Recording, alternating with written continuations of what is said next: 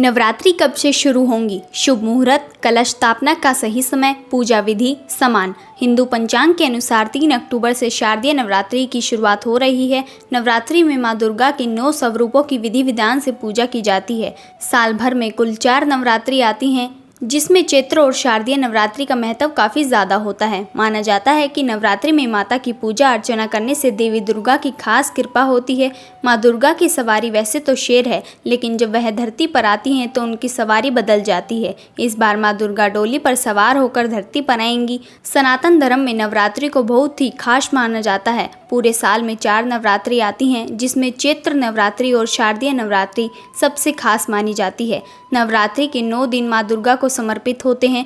नवरात्रि में माँ दुर्गा के 9 स्वरूपों की उपासना की जाती है, जिसे नवदुर्गा के नाम से जाना जाता है। नवरात्रि का 10वां दिन विजयदशमी या दशहरा के रूप में मनाया जाता है।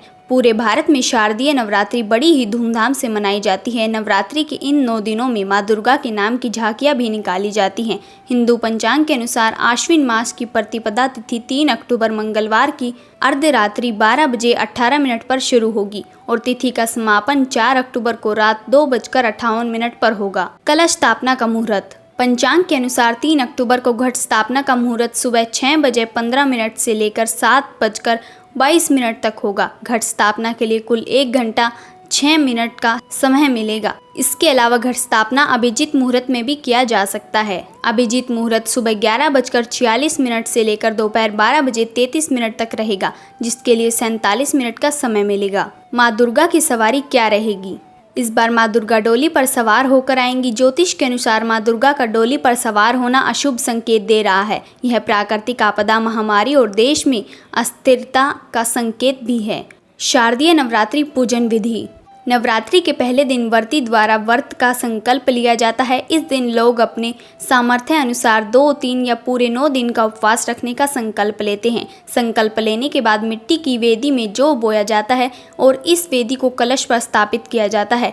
हिंदू धर्म में किसी भी मांगलिक काम से पहले भगवान गणेश की पूजा का विधान बताया गया है। कलश को भगवान गणेश का रूप माना जाता है, इसलिए इस परंपरा का निर्वाह किया जाता है। कलश को गंगा जल से साफ की गई जगह पर रख दें। इसके बाद देवी देवताओं का आह्वान करें। कलश में 7 तरह के अनाज, कुछ सिक्के और मिट्टी भी रखकर कलश को 5 तरह के पत्तों से सजा लें। इस कलश पर कुल देवी की तस्वीर स्थापित करें। दुर्गा सप्तशती का पाठ करें। इस दौरान अखंड ज्योति अवश्य प्रज्वलित करें।